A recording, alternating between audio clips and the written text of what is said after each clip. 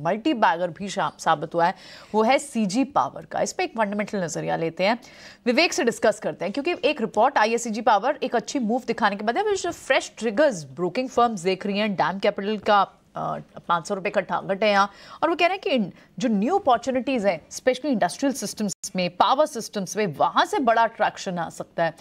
CG power को अगर आप ट्रैक करते हैं तो आप किन लेवल्स के लिए इसमें इन्वेस्ट करेंगे विवेक? देखिए प्रियंका, ऑलरेडी 38,000 करोड़ की कंपनी है ये, और टीआई इंडस्ट्रीज इसको आज के दिन ओन करती है। तो जो ये कैपिटल स्पेस में है, मुझे लग रहा है कि वैल्यूएशन यहाँ पे थोड़ा स्ट्रेच्ड है। ऑन डिप्स में इस पे सलाह दूंगा, मतलब ओवरऑल जो मिस में थी कंपनी, वहां से उभर के आके आज ऑलमोस्ट 22% तो ये ऑपरेटिंग रिटर्न ऑन इक्विटी दिखा रही है, और ऑपरेटिंग प्रॉफिट्स ऑलमोस्ट 52% दिखा रहा है। लेकिन ये इसी स्पीड में अगले 1 साल चलेगा क्या, मुझे थोड़ा सा डाउट है, क्योंकि प्रोजेक्ट्स में थोड़ा बहुत स्लो डाउन आ सकता है बिकॉज ऑफ इलेक्शंस। तो ऑन डिप्स ठीक रहेगा, 500 यहाँ से बहुत ज्यादा दूर नहीं है, और यहाँ पे आप अगर लेते हो 10% मूवमेंट के लिए जो 500 पड़ेगा, मेरे हिसाब से थोड़ा सा अग्रेसिव बेट हो जाएगा, क्योंकि डाउन साइड ज्यादा हो सकता है कभी भी अगर हो तो। फंडामेंटली कंपनी बहुत बढ़िया है, मतलब आज के दिन जो मैनेजमेंट है वो भी बहुत बढ़िया है। तो ऑन डिप्स डेफिनेटली मैं देखूंगा, लेकिन यहाँ पे इमीडिएटली उतरने की मेरे में थोड़ी सी हिम्मत कम रहेगी, क्योंकि बाजार बहुत चल चुका है।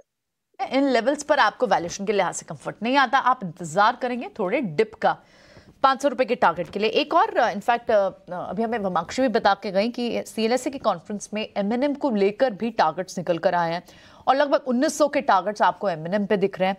और बात जो दो की ट्रिगर्स या की पॉइंट्स बात की गई है, एक एसयूवी सेगमेंट के लिए उनकी, जहां पर उनकी करंट जो 38-39,000 पर मंथ की जो सेल्स फिगर्स है, वहां से उस प्रोडक्शन फिगर्स हैं उसे बढ़ाकर कंपनी लगभग 49,000 के आसपास पर मंथ करने वाली है, और भी दूसरे तमाम रीजंस बताएं। बट कहीं ना कहीं अजय, ये जो एसयूवी और प्रीमियमाइजेशन का जो ट्रेंड था, जो एमएनएम ने ही स्टार्ट किया और जिसके चलते एक बड़ा रनअप दिखाई दे दिया था, वो बहुत हद तक कूल ऑफ हो गया। एमएनएम के लिए चैलेंजेस डीजल व्हीकल्स के भी यही हैं, जो बाजार जिसको लेकर थोड़ा सा। देखिए मैं बताऊं आपको कि ये यूएस में भी हुआ था, ये ग्लोबल मार्केट का फिनोमेना है कि सेडान्स जो हैं वो कन्वर्ट होके एसयूवीज बन रही थी, और 50% एसयूवी ग्रोथ, एसयूवी सेगमेंट की ग्रोथ 50% पर ईयर रही है लास्ट 3-4 साल में। लेकिन पॉइंट ये है कि 50% मार्केट अब पैसेंजर कार मार्केट एसयूवी हो चुका है ऑलरेडी। तो यहाँ से 50% आगे की ग्रोथ रहेगी या नहीं, ये क्वेश्चन है। करेक्ट, क्योंकि लोगों की क्लियर प्रेफरेंस है, हर कार कंपनी जिसके पास एसयूवी नहीं है वो एसयूवी डाल चुकी है अपनी, सब आ चुका है। अब ओवर कंपटीशन हो गया। हाँ, वही एक्चुअली वही एमएनएम उसी ट्रिगर पे तो 1400 तक आ गया था, 1400-1500 नहीं। एक्चुअली ये तो इसमें भी चला ना कि इन्होंने जो बताया कि हम अपने एसेट एलोकेशन स्ट्रेटेजी को सुधारेंगे, वहां से चलना शुरू हुआ है वो भी। और ये बहुत स्पीड से एमएनएम ने अपने डीजल वाले को बिना डिसकंटिन्यू किए ईवी साथ में लॉन्च करना शुरू कर दिया है, तो मेकअप हो जाएगा।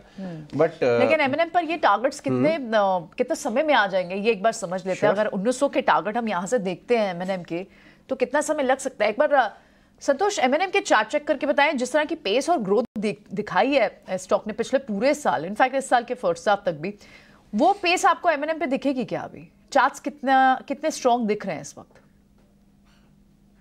इसका चार्ट स्ट्रक्चर काफी अच्छा है। Stock continuously higher highs higher lows बना रहा है, पिछले कुछ दिनों से 1600 के आसपास रेजिस्टेंस फेस कर रहा है, बट प्रोबेबिलिटी है काफी ज्यादा कि अगर मार्केट थोड़ा भी सपोर्टिव रहा तो ये 1600 का लेवल क्रॉस करेगा, और जैसे ही 1600 का लेवल क्रॉस होता है, इसमें एक असेंडिंग ट्रायंगल फॉर्मेशन का ब्रेकआउट आएगा। उस पैटर्न का जो टारगेट आ रहा है वो 1800 रुपए तक का ही आ रहा है, तो जैसे ही 1600 क्रॉस करता है 200 रुपए की अपसाइड और देखने को मिलेगी।